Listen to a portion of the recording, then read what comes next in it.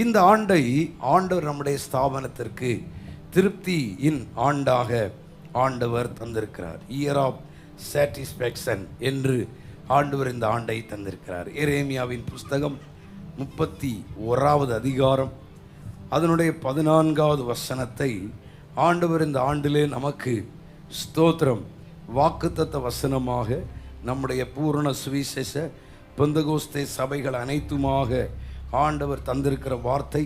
பழைய ஏற்பாட்டில் 916 பக்கம் 916 பக்கம் எரேமியா 31 அதிகாரம் 14ஆம் வசனத்தில் இருக்கிறது. தோத்திரம் 916 பக்கம் பழைய ஏற்பாட்டில் எரேமியா 31:14 சேர்ந்து வாசிக்கலாமா? ஆசாரியர்களின் ஆத்துமாவை கொழுமையானவைகளினால் பூர்ப்பாக்குவேன், என் ஜனங்கள் நான் அளிக்கும் நன்மையினால் திருப்தி ஆவார்கள். அல்லேலூயா.